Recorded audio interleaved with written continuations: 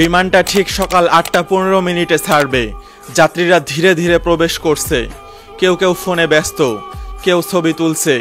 একটা ছোট্ট মেয়ে বাবাকে জড়িয়ে ধরে বলল, আব্বু আমরা আকাশে যাচ্ছি, আমি জানালা দিয়ে নিচে দেখব, ঠিক আছে? বাবা হেসে মাথায় হাত বুলিয়ে দিলেন। কেউ অফিস ট্রিপে যাচ্ছে, কেউ দীর্ঘদিন পর দেশে ফিরছে মায়ের কাছে, কেউ প্রথমবার বিমানে উঠেছে। চোখে মুখে ভয় আর উত্তেজনার মিশ্র অনুভূতি। সবাই নিজের করে নিচ্ছে সিটটা, ব্যাগ গোছাচ্ছে। একটা ছোট্ট শিশু বলছে, আম্মু আকাশে কি পাখিরা থাকবে? তার মা মুচকি হেসে বলল, আমরাই তো এখন পাখি হব মা। বিমানের জানালা দিয়ে সূর্য ওঠার রংটা সবাই উপভোগ করছিল। এক নিউলি ম্যারিড কাপল সেলফি তুলছে। একজন বৃদ্ধা মহিলা চুপচাপ দোয়া পড়ছিলেন।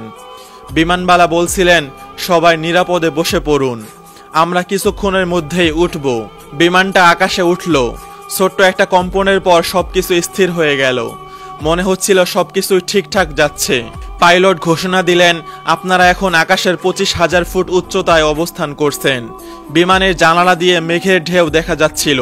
নিচে পাহাড়, নদী, শহর, ছোট হয়ে যাওয়া সবকিছু।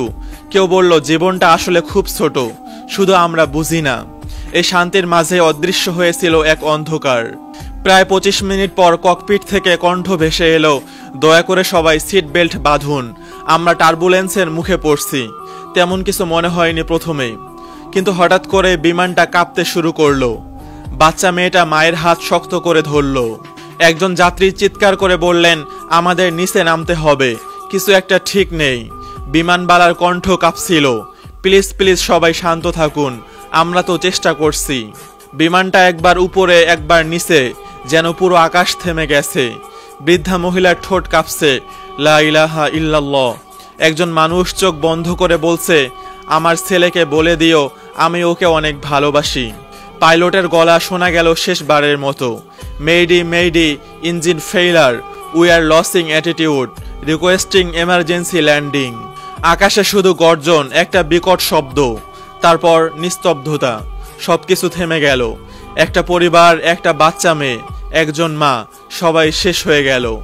এই ঘটনা কোনো গল্প নয় বস, এই প্লেনটা ছিল ৬৬ জন যাত্রীর শেষ মুহূর্ত, যাদের কেউ জানতো না আজই তাদের শেষ সকাল।